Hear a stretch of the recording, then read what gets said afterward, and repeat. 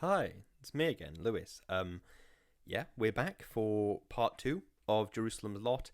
This is where things start to get really weird and spooky. There is a bit longer than I thought it was, this second part. This might be a bumper, extra long episode. I really don't know yet. And I need you to do me a favour, actually, if you're listening to this. I'm recording this just before lunch, so if you hear my tummy rumble, pretend you don't hear that. Okay, thanks. Okay, without further ado, let's get into it. 17th of October 1850. Dear Gentlemen, in the most recent edition of your catalogue of household items, i.e. summer 1850, I noticed a preparation which is titled Rat's Bane. I should like to purchase one £5 tin of this preparation at your stated price of 30 cents. I enclose return postage. Please mail to Calvin McCann, Chapelwaite, Preacher's Corners, Cumberland County, Maine. Thank you for your attention in this matter. I remain, dear gentlemen, Calvin McCann. 19th of October, 1850. Dear Bones, developments of a disquieting nature. The noises in the house have intensified, and I am growing more to the conclusion that rats are not all that move within our walls. Calvin and I went on another fruitless search for hidden crannies or passages, but found nothing. How poorly we would fit into one of Mrs. Radcliffe's romances. Cal claims, however, that much of the sound emanates from the cellar, and it is there we intend to explore tomorrow. It makes me no easier to know that Cousin Stephen's sister met her unfortunate end there. Her portrait, by the by, hangs in the upstairs gallery. Marcella Boone was a sadly pretty thing, if the artist got her right, and I do know she never married. At times I think that Mrs. Cloris was right, that this is a bad house. It has certainly held nothing but gloom for its past inhabitants. But I have more to say of the redoubtable Mrs. Cloris, for I have had this day a second interview with her. As the most level-headed person from the corners that I have met thus far, I sought her out this afternoon, after an unpleasant interview which I will relate. The wood was to have been delivered this morning, and when noon came and passed and no wood with it, I decided to take my daily walk into the town itself.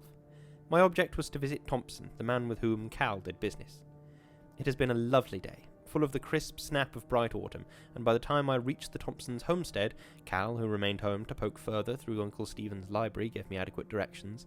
I felt in the best mood that these last few days have seen, and quite prepared to forgive Thompson's tardiness with the wood. The place was a massive tangle of weeds and fallen down buildings in need of paint. To the left of the barn, a huge sow, ready for November butchering, grunted and wallowed in a muddy sty, and in the littered yard between house and outbuildings, a woman in a tattered gingham dress was feeding chickens from her apron. When I hailed her, she turned a pale and vapid face towards me. The sudden change in expression from utter doltish emptiness to one of frenzied terror was quite wonderful to behold. I can only think she took me for Stephen himself, for she raised her hand in the prong-fingered sign of the devil eye and screamed. The chicken feed scattered on the ground, and the fowls fluttered away, squawking. Before I could utter a sound, a huge hulking figure of a man, clad only in long-handled underwear, lumbered out of the house with a squirrel rifle in one hand and a jug in the other. From the red light in his eye and the unsteady manner of walking, I judged that this was Thompson the woodcutter himself. "A boon!" he roared. "God damn your eyes!" Just out of Lewis. This is Lewis Brindley. This isn't written in the book.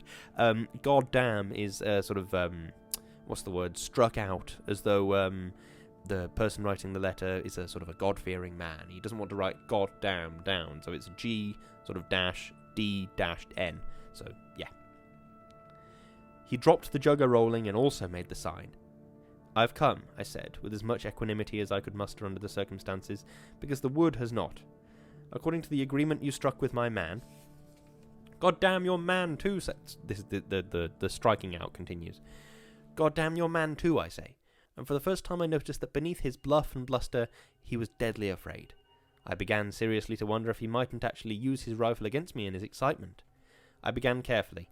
"As a gesture of courtesy, you might—" "God damn your courtesy!" "Very well, then," I said with as much dignity as I could muster.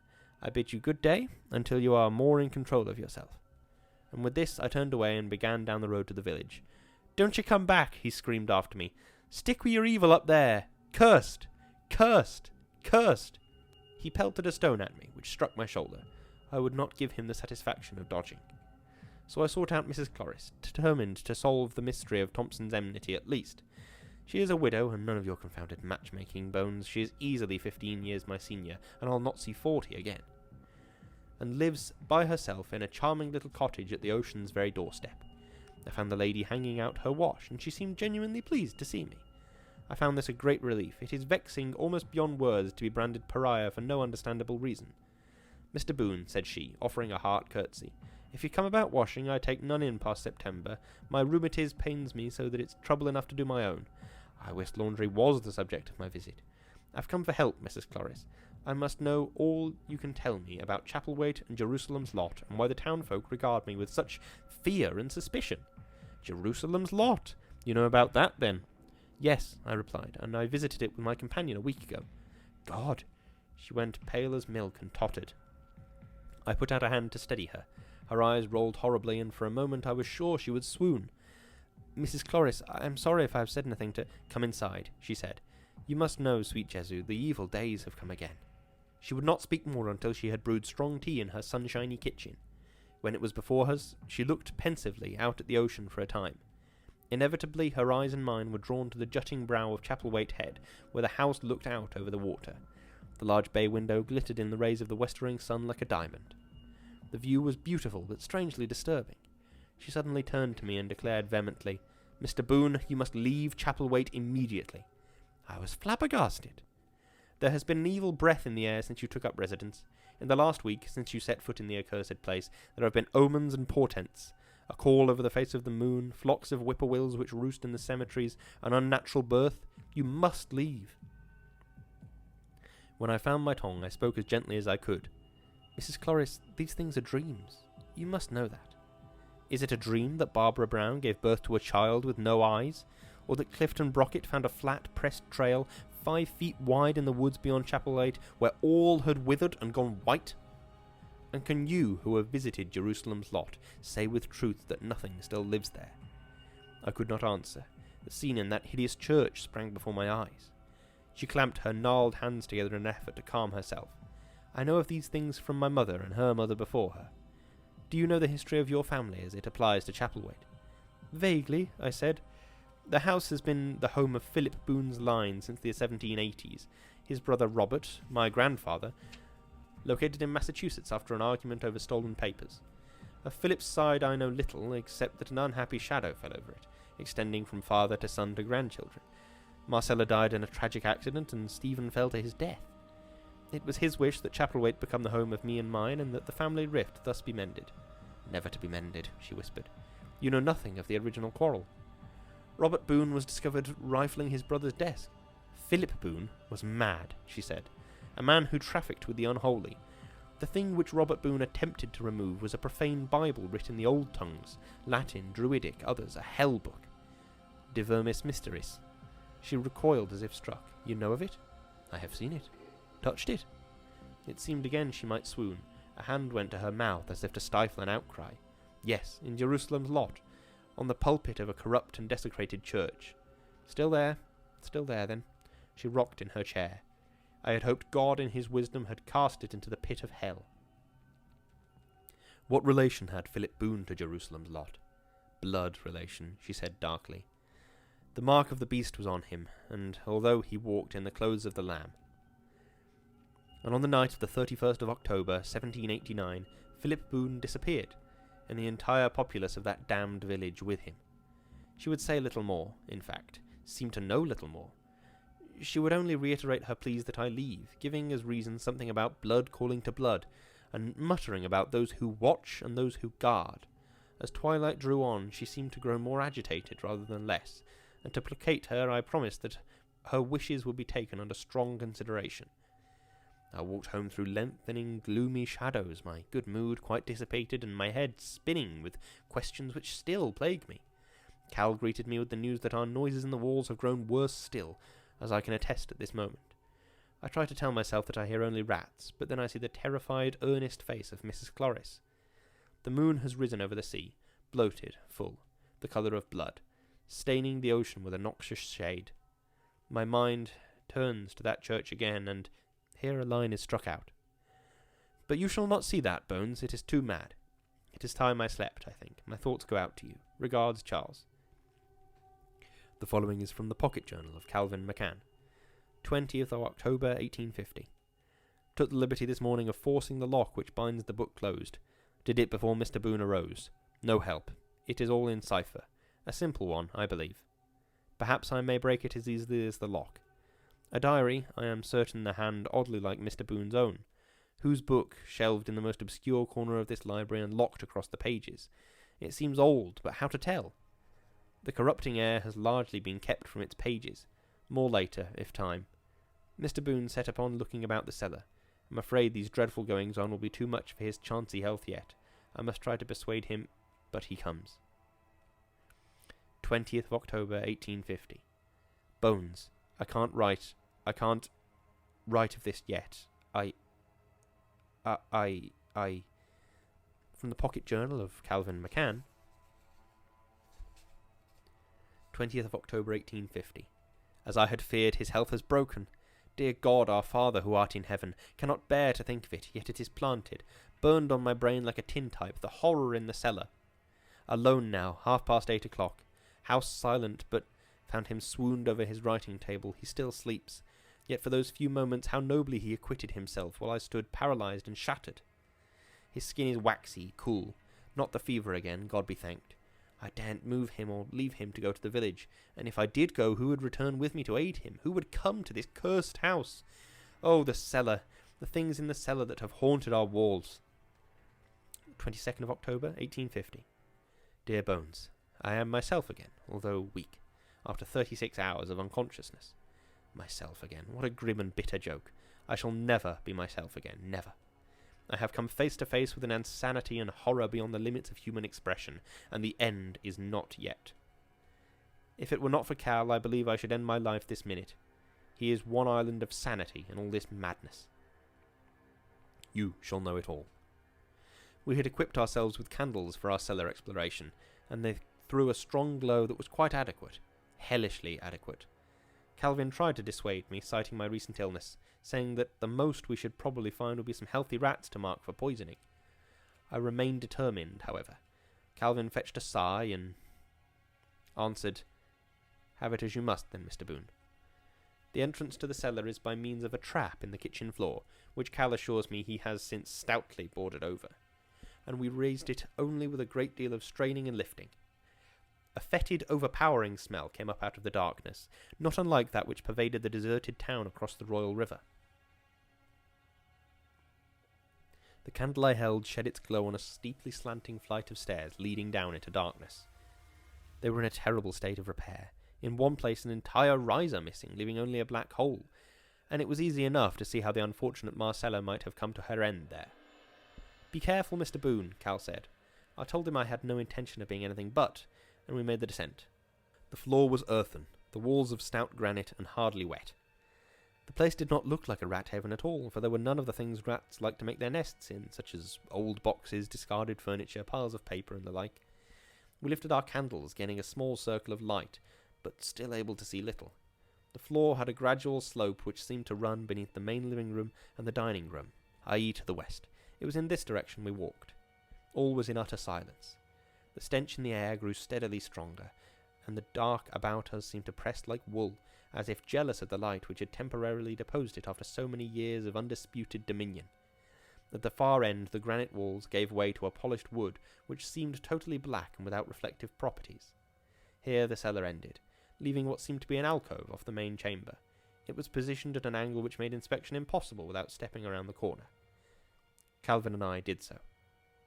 It was as if a rotten spectre of this dwelling's sinister past had risen before us. A single chair stood in this alcove, and above it, fastened from a hook in one of the stout overhead beams, was a decayed noose of hemp. Then it was here that he hung himself, Cal muttered. God!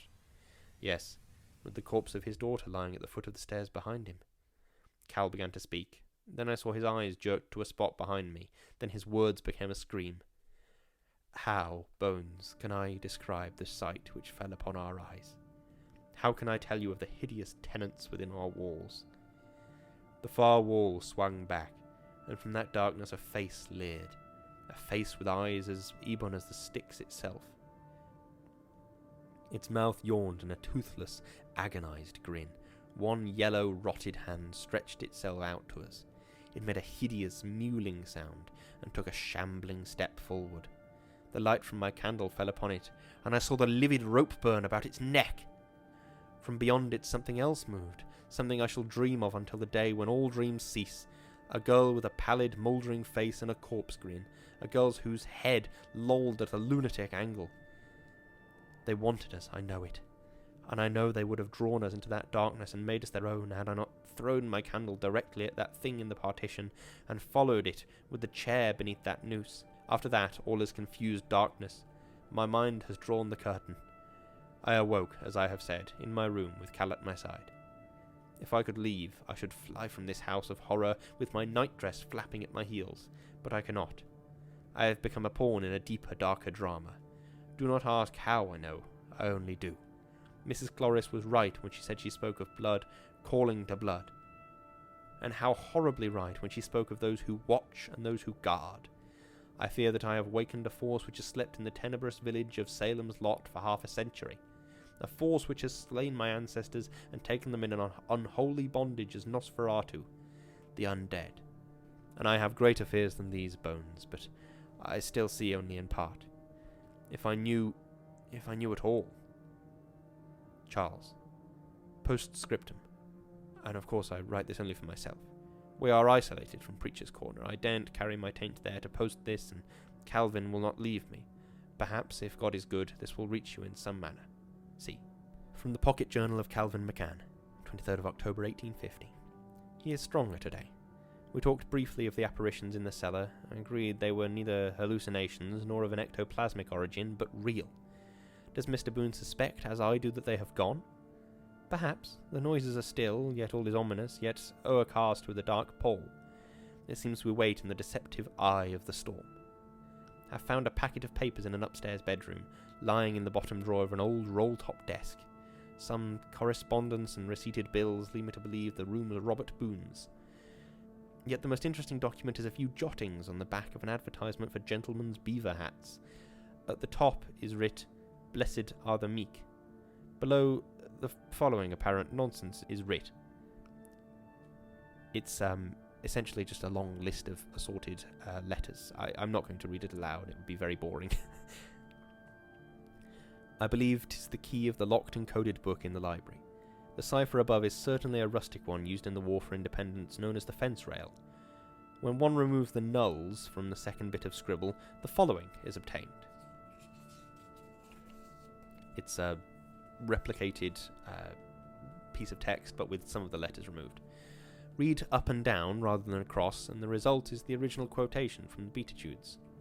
Before I dare show this to Mr. Boone, I must be sure of the book's contents. 24th of October, 1850. Dear Bones, an amazing occurrence. Cal, always closed-mouthed until absolutely sure of himself, a rare and admirable human trait, has found the diary of my grandfather Robert. The document was in a code which Cal himself has broken. He modestly declares that the discovery was an accident, but I suspect that perseverance and hard work had rather more to do with it. At any rate, what a sombre light it sheds on our mysteries here. The first entry is dated the 1st of June 1789, the last the 27th of October 1789, 4 days before the cataclysmic disappearance of which Mrs. Cloris spoke. It tells a tale of deepening obsession, nay, of madness, and makes hideously clear the relationship between Great-Uncle Philip, the town of Jerusalem's Lot, and the book which rests in that desecrated church. The town itself, according to Robert Boone, predates Chapelwaite, built in 1782, and Preacher's Corners, known in those days as Preacher's Rest and founded in 1741. It was founded by a splinter group of the Puritan faith in 1710, a sect headed by a dour religious fanatic named James Boone. What a start that gave me! That this Boone bore a relation to my family can hardly be doubted, I believe. Mrs. Cloris could not have been more right in her superstitious belief that familial bloodline is of crucial importance in this matter, and I recall with terror her answer to my question about Philip and his relationship to Salem's Lot. "Blood relation," said she, and I fear that it is so. The town became a settled community built around the church where Boone preached or held court. My grandfather intimates that he also held commerce with any number of ladies from the town, assuring them that this was God's way and will. As a result, the town became an anomaly, which could only have existed in those isolated and queer days when belief in witches and the virgin birth existed hand in hand, an interbred, rather degenerate religious village controlled by a half-mad preacher whose twin gospels were the Bible and De Gourge's sinister demon dwellings. A community in which rites of exorcism were held regularly, a community of incest and the insanity of physical defects which so often accompany that sin. I suspect, and believe Robert Boone must have also, that one of Boone's bastard offsprings must have left or have been spirited away from Jerusalem's lot to seek his fortune to the south, and thus founded our present lineage. I do know by my own family reckoning that our clan supposedly originated in that part of Massachusetts which has so lately become this sovereign state of Maine. My great-grandfather Kenneth Boone became a rich man as a result of the then flourishing fur trade. It was his money, increased by time and wise investment, which built this ancestral home long after his death in 1763. His sons, Philip and Robert, built Chapelwaite. Blood calls to blood, Mrs. Clorett said. Could it be that Kenneth was born of James Boone, fled the madness of his father and his father's town, only to have his sons, all unknowing, build the Boone home not 2 miles from the Boone beginnings? If 'tis true, does it not seem that some huge and invisible hand has guided us? According to Robert's diary, James Boone was an ancient in 1789, and he must have been. Granting him an age of 25 in the year of the town's founding, he would have been 104, a prodigious age. The following is quoted direct from Robert Boone's diary. 4th of August, 1789. Today, for the first time, I met this man with whom my brother has been so unhealthily taken. I must admit this Boone controls a strange magnetism which upset me greatly. He is a veritable ancient, white-bearded and dresses in a black cassock which struck me as somehow obscene. More disturbing yet was the fact that he was surrounded by women as a sultan would be surrounded by his harem, and P assures me that he is active yet, although at least an octogenarian. The village itself I had visited only once before, and will not visit again. Its streets are silent and filled with the fear the old man inspires from his pulpit. I fear also that like has mated with like, as so many of the faces are similar. It seemed that each way I turned I beheld the old man's visage. All are so wan, they seem lacklustre, as if sucked dry of all vitality. I beheld eyeless and noseless children, women who wept and gibbered and pointed at the sky for no reason, and garbled talk from the scriptures with talk of demons. P wished me to stay for services, but the thought of that sinister ancient in the pulpit before an audience of this town's interbred populace repulsed me, and I made an excuse. The entries preceding and following this tell of Philip's growing fascination with James Boone. On the 1st of September 1789, Philip was baptized into Boone's church. My brother says, I am aghast with amaze and horror. My brother has changed before my very eyes. He even seems to grow to resemble the wretched man. First mention of the book occurs on 23rd of July. Robert's diary records it only briefly. Philip returned from the smaller village tonight with, I thought, a rather wild visage. Would not speak until bedtime, when he said that Boone had inquired after a book titled Mysteries of the Worm. To please P, I promised to write to Johnson Goodfellow a letter of inquiry. P almost fawningly grateful. On the 12th of August, this notation: received 2 letters in the post today, one from Johnson Goodfellow in Boston. They have note of the tome in which P has expressed an interest. Only 5 copies extant in this country. The letter is rather cool, odd indeed. Have known Henry Goodfellow for years. 13 August. P, insanely excited by Goodfellow's letter, refuses to say why.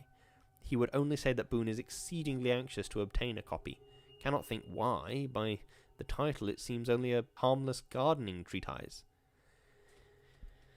Am worried for Philip. He grows stranger to me daily. I wish now that we had not returned to Chapelwaite.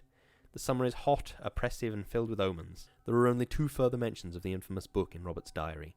He seems not to have realised the true importance of it, even at the end. From the entry of 4 September... I have petitioned Goodfellow to act as P's agent in the matter of the purchase, although my better judgment cries against it. What use to demur? Has he not his own money? Should I refuse? And in return I have extracted a promise from Philip to recant this noisome baptism, yet he is so hectic, nearly feverish. I do not trust him. I am hopelessly at sea in this matter. Finally, 16 September. The book arrived today with a note from Goodfellow saying he wishes no more of my trade. P was excited to an unnatural degree, all but snatched the book from my hands. It is writ in bastard Latin and a runic script of which I can read nothing. The thing seemed almost warm to the touch and to vibrate in my hands as if it contained a huge power. I reminded P of his promise to recant, and he only laughed in an ugly, crazed fashion and waved that book in my face, crying over and over again, "We have it! We have it! The worm! The secret of the worm!" He is now fled, I suppose to his mad benefactor, and I have not seen him more this day. Of the book there is no more, but I have made certain deductions which seem at least probable. First, that this book was, as Mrs. Cloris has said, the subject of the falling out between Robert and Philip. Second, that it is a repository of unholy incantation, possibly of Druidic origin. Many of the Druidic blood rituals were preserved in print by the Roman conquerors of Britain in the name of scholarship, and many of these infernal cookbooks are among the world's forbidden literature. Third, that Boone and Philip intended to use the book for their own ends.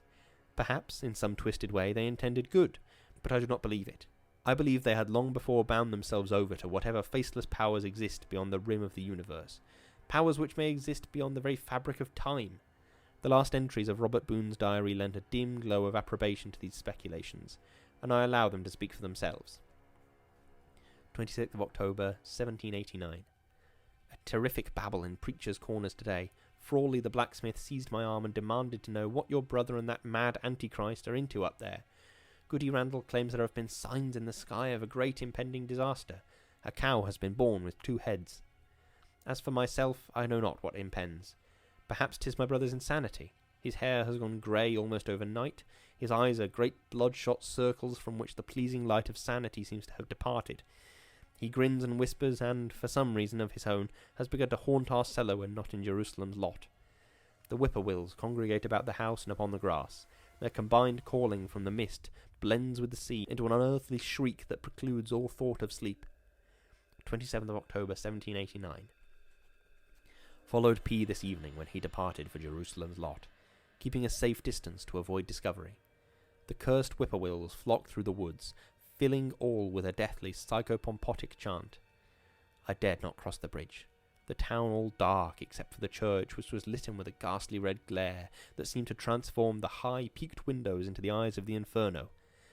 Voices rose and fell in a devil's litany, sometimes laughing, sometimes sobbing.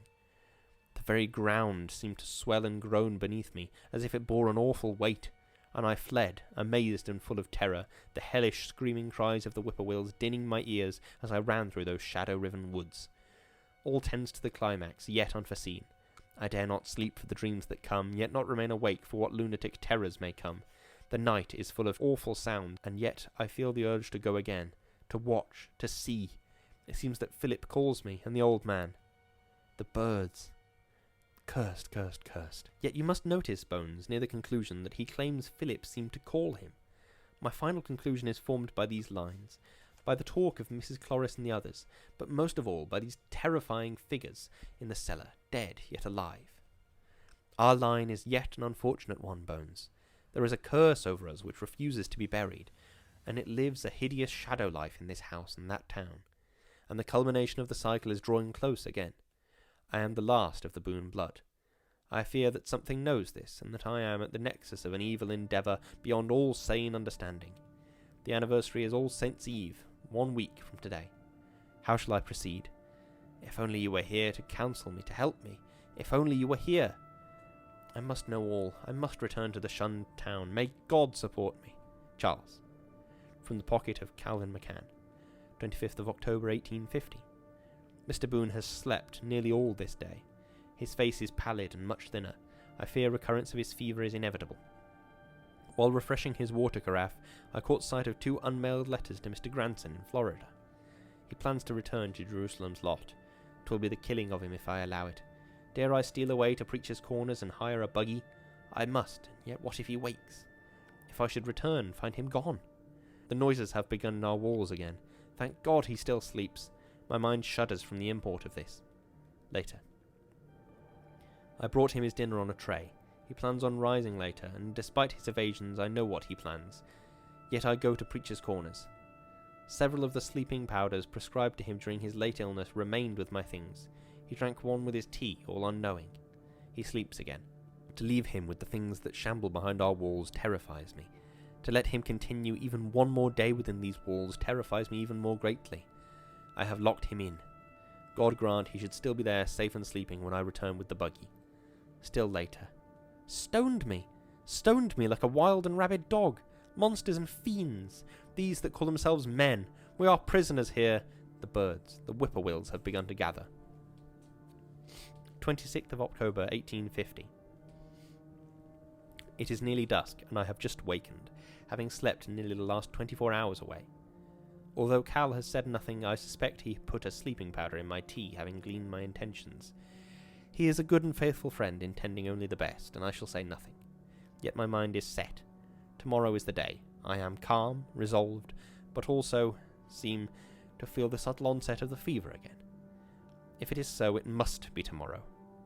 Perhaps tonight would be better still, yet not even the fires of hell itself could induce me to set foot in that village by shadow light. Should I write no more, may God bless you and keep you, Bones. Charles. Postscriptum. The birds have set up their cry, and the horrible shuffling sounds have begun again. Cal does not think I hear, but I do. From the Journal of Calvin McCann. 27 October, 1850. He is impersuadable. Very well. I go with him.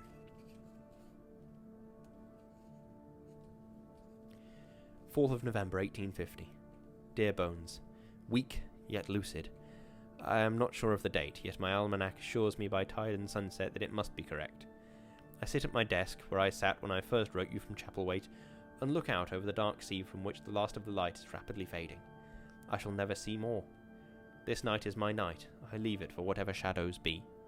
How it heaves itself at the rocks, this sea! It throws clouds of sea foam at the darkling sky in banners, making the floor beneath me tremble. In the window glass I see my reflection, pallid as any vampire's.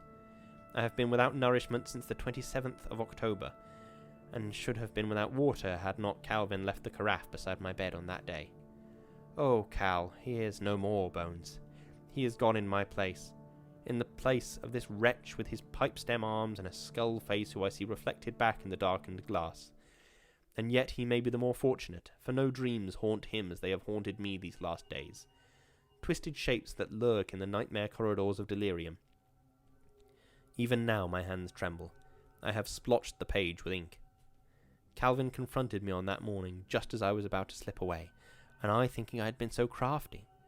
I had told him that I had decided we must leave, and asked him if he would go to Tandril, some 10 miles distant, to hire a trap where we were less notorious. He agreed to make the hike, and I watched him leave by the sea road. When he was out of sight, I quickly made myself ready, donning both coat and muffler, for the weather had turned frosty. The first touch of coming winter was on that morning's cutting breeze. I wished briefly for a gun, and then laughed at myself for that wish. What avails guns in such a matter? I let myself out by the pantryway, pausing for a last look at sea and sky, for the smell of fresh air against the putrescence I knew I should smell soon enough, for the sight of a foraging gull wheeling below the clouds. I turned, and there stood Calvin McCann. "You shall not go alone," said he, and his face was as grim as I have ever seen it. "But Calvin," I began. "No, not a word. We go together and do what we must, or I return you bodily to the house. You are not well. You shall not go alone." It is impossible to describe the conflicting emotions that swept over me. Confusion, pique, gratefulness, yet the greatest of them was love. We made our way silently past the summer house and the sundial, down the weed-covered verge and into the woods. All was dead still. Not a bird sang, nor a wood cricket chirruped. The world seemed cupped in a silent pall. There was only the ever-present smell of salt from far away, the faint tang of wood smoke. The woods were a blazoned riot of colour, but, to my eye, scarlet seemed to predominate all.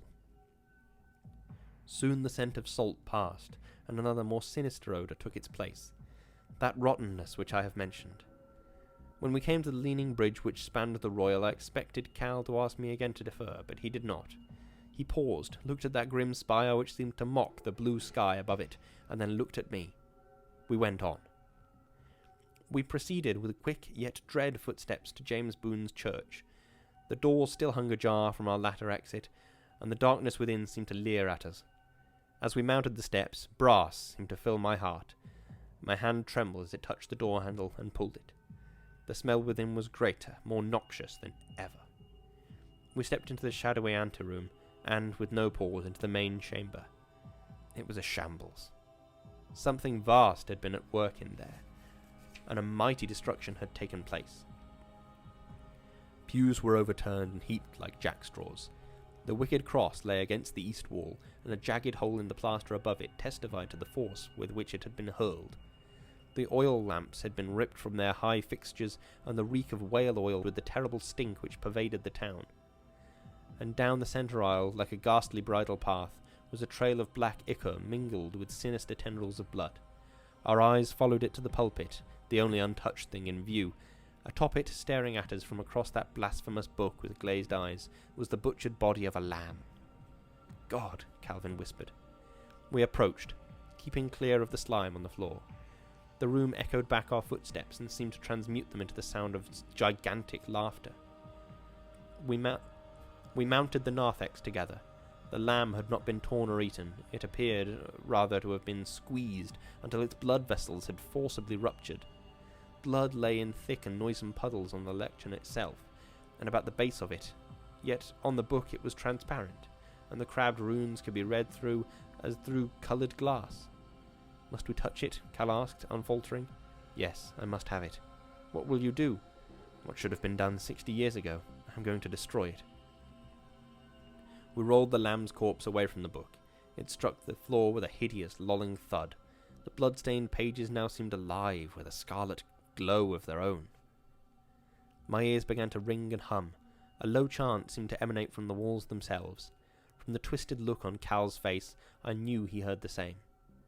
The floor beneath us trembled, as if the familiar which haunted this church now came to us to protect its own. The fabric of sane space and time seemed to twist and crack. The church seemed filled with spectres and litten with the hell glow of eternal cold fire. It seemed that I saw James Boone, hideous and misshapen, cavorting around the supine body of a woman, and my granduncle Philip behind him, an acolyte in a black hooded cassock, who held a knife and a bowl. Deum vobiscum magna vermis. The words shuddered and writhed on the page before me, soaked in the blood of sacrifice, prize of a creature that shambles beyond the stars. A blind, interbred congregation swaying in mindless demonic praise, deformed faces filled with hungering, nameless anticipation. And the Latin was replaced by an older tongue, ancient when Egypt was young and the pyramids unbuilt, ancient when this earth still hung in an unformed, boiling firmament of empty gas. Gyagin Vardar Yog Sothoth, Verminis, Gyagin, Gyagin, Gyagin. The pulpit began to rend and split, pushing upwards. Calvin screamed and lifted an arm to shield his face. The narthex trembled with a huge, tenebrous motion like a ship racked in a gale. I snatched up the book and held it away from me. It seemed filled with the heat of the sun, and I felt that I should be cindered, blinded. "Run!" Calvin screamed. "Run!" But I stood frozen, and the alien presence filled me like an ancient vessel that had waited for years, for generations. "Gyagin Vardar!" I screamed. "Servant of Yog Sothoth, the Nameless One, the worm from beyond space, Star-Eater, blinder of time, Verminis, now comes the hour of filling, the time of rending, Verminis, Alia, Alia, Gyagin." Calvin pushed me, and I tottered, the church whirling before me, and fell to the floor.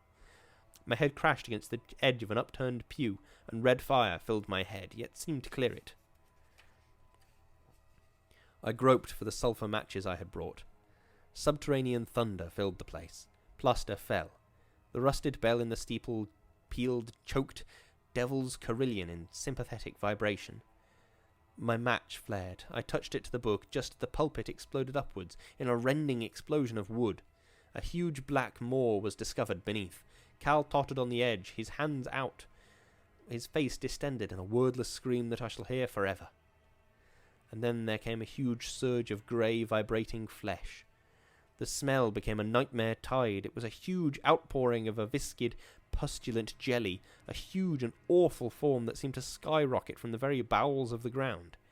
And yet, with a sudden horrible comprehension which no man can have known, I perceived that it was but one ring, one segment of a monster worm that had existed eyeless for years in the chambered darkness beneath that abominated church.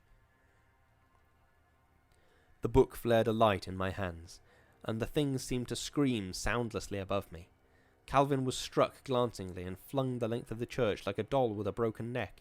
The thing subsided, leaving only a huge and shattered hole surrounded with black slime and a great screaming mewling sound that seemed to fade through colossal distances and was gone. I looked down. The book was ashes. I began to laugh, then to howl like a struck beast. All sanity left me, and I sat on the floor with blood streaming from my temple, screaming and gibbering into those unhallowed shadows, while Calvin sprawled in the far corner, staring at me with glazing, horror-struck eyes. I have no idea how long I existed in that state. It is beyond all telling. But when I came again to my faculties, shadows had drawn long paths around me, and I sat in twilight. Movement had caught my eye, movement from the shattered hole in the narthex floor. A hand groped its way over the riven floorboards. My mad laughter choked in my throat. All hysteria melted into numb bloodlessness. With terrible, vengeful slowness, a racked figure pulled itself up from darkness, and a half-skull peered at me. Beetles crawled over the fleshless forehead. A rotted cassock clung to the askew hollows of moulded collarbones. Only the eyes lived. Red, insane pits that glared at me with more than lunacy. They glared with the empty life of the pathless wastes beyond the edges of the universe. It came to take me down to darkness. That was when I fled, screeching, leaving the body of my lifelong friend unheeded in that place of dread. I ran until the air seemed to burst like magma in my lungs and brain. I ran until I had gained this possessed and tainted house again, and my room where I collapsed and have lain like a dead man until today. I ran because even in my crazed state, and even in the shattered ruin of that dead yet animated shape, I had seen the family resemblance. Yet not of Philip or of Robert, whose likenesses hang in the upstairs gallery.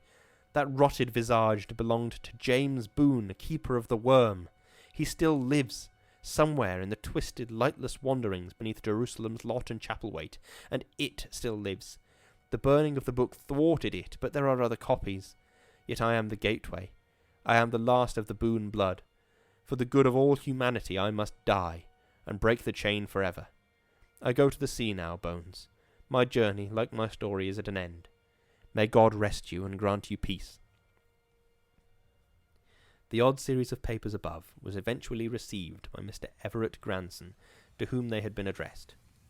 It is assumed that a recurrence of the unfortunate brain fever which struck him originally, following the death of his wife in 1848, caused Charles Boone to lose his sanity and murder his companion and long-time friend, Mr. Calvin McCann. The entries in Mr. McCann's pocket journal are a fascinating exercise in forgery, undoubtedly perpetrated by Charles Boone in an effort to reinforce his own paranoid delusions. In at least two particulars, Charles Boone is proved wrong. First, when the town of Jerusalem's Lot was rediscovered, I use the term historically, of course, the floor of the narthex, although rotted, showed no sign of the explosion or huge damage. Although the ancient pews were overturned and several windows shattered, this can be assumed to be the work of vandals from neighbouring towns over the years. Among the older residents of Preachers' Corners and Trandle, there is still some idle rumour about Jerusalem's Lot. Perhaps in his day it was this kind of harmless folk legend which started Charles Boone's mind on its fatal course. But this seems hardly relevant. Second, Charles Boone was not the last of his line. His grandfather, Robert Boone, sired at least two bastards. One died in infancy. The second took the Boone name and located in the town of Central Falls, Rhode Island. I am the final descendant of this offshoot of the Boone line, Charles Boone's second cousin removed by 3 generations.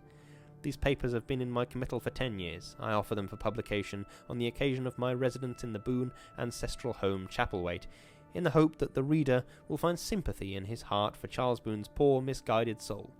So far as I can tell, he was correct about only one thing. This place badly needs the services of an exterminator. There are some huge rats in the walls by the sound.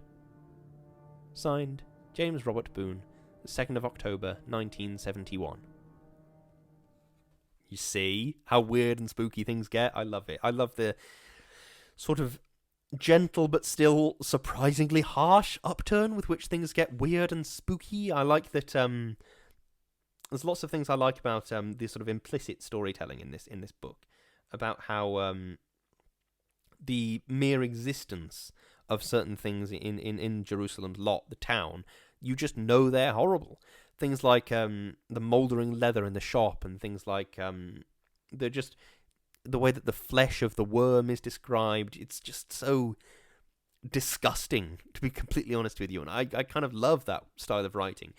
I mean, you know, I don't enjoy reading those words and going, oh yeah, that sounds good, but like I enjoy how it makes me feel unsettled.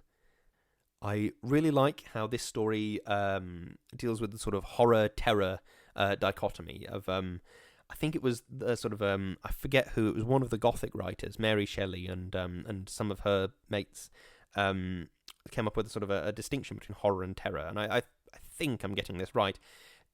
Horror is what you feel when something horrendous is about to happen to you, and terror is what you feel in the moment when the horrendous thing is happening and you're running away from a terrifying giant flesh worm or whatever it might be. You see the horror of the events that happen in the book. You see them coming. You know this person's going to Salem's Lot and it's going to go badly for them. You know that Charles is going to go and he's going to get brutally killed or something awful will happen, and then it happens and you go, oh yeah, could have seen that coming.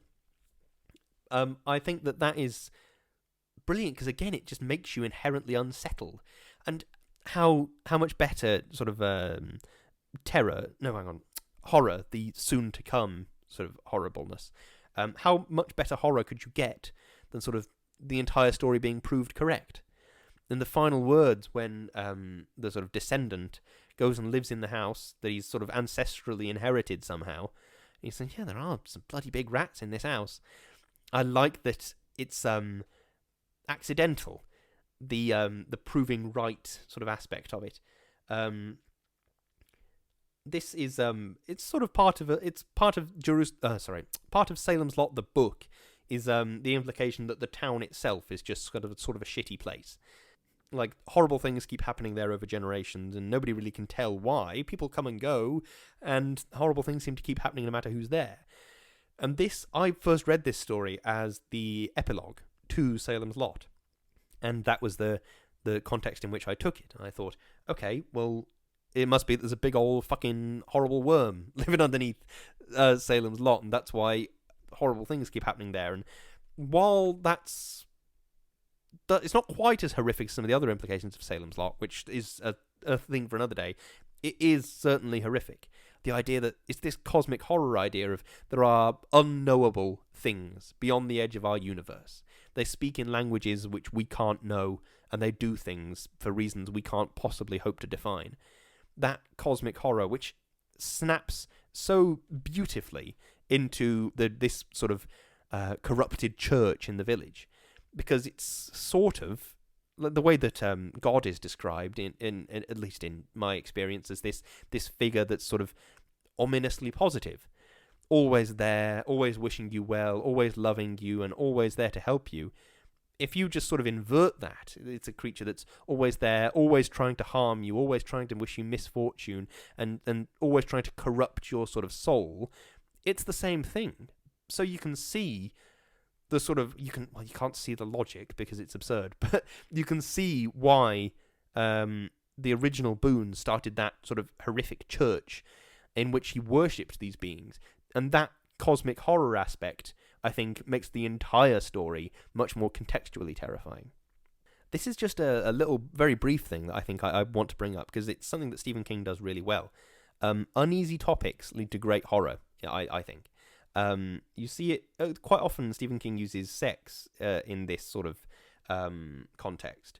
In this book, he used it as sort of this 100-year-old man is having sex with all these random women in this village, and that's something that you go, oh, that's a bit weird, and that opens the door, and for Stephen King to jam his foot in the jam of the door, for him to tell you all about these horrific things that are happening in this village.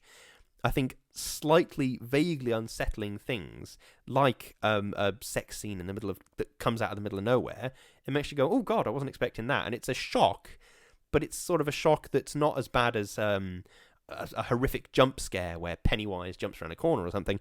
Instead, it's just a jump scare and you go, oh, okay, yeah, I know what this is.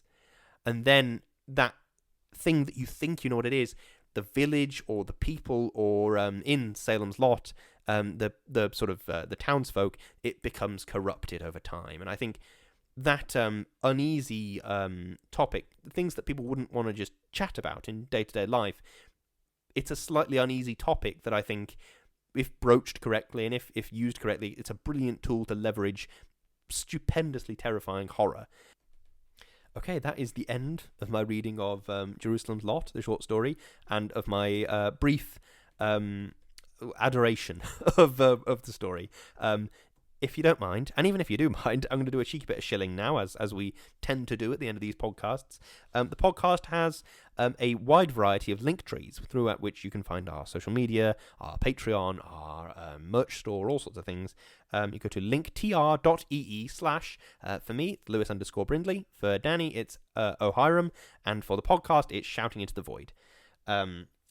You go there and you'll find links to everything you could possibly want to know, to our YouTube channel, all the places where you can find our podcast, to our merch store, our Patreon, all of it. Speaking of our merch, we have some great merch.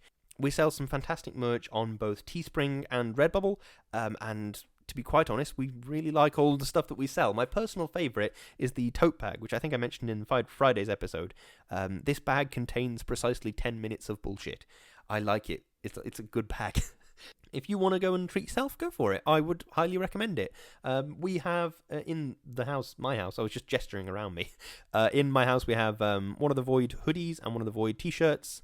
They're both good. I like them. They're good. We wear them sometimes. And if you wanted to support us, but you didn't want any of our merch, you can go and check out our Patreon at patreon.com/shoutingintothevoid. And you can sign up for as little as, I think it's about 20p per episode or even less. And you'll be supporting us and you'll be enabling us to do what we love to do, which is this show. And thank you very much to every single one of our patrons that is supporting us on Patreon at the moment. It means the absolute world. If you choose to go and sign up with our Patreon, you can get access to Patreon-only bits of the Discord server. You can suggest things for us to do or talk about. You can get your opinion heard on different films and stuff that we review. So go and check it out. So we've got some really great perks over there, and it would mean the world if you could help us out. So thank you very much. That is everything. Next week, we'll be back to our regularly scheduled programming, where I think, of all things, we are talking about Family Guy. So look forward to that. I know I'm looking forward to it. And have a lovely afternoon, or evening, or morning, or whatever. Okay, thank you for listening.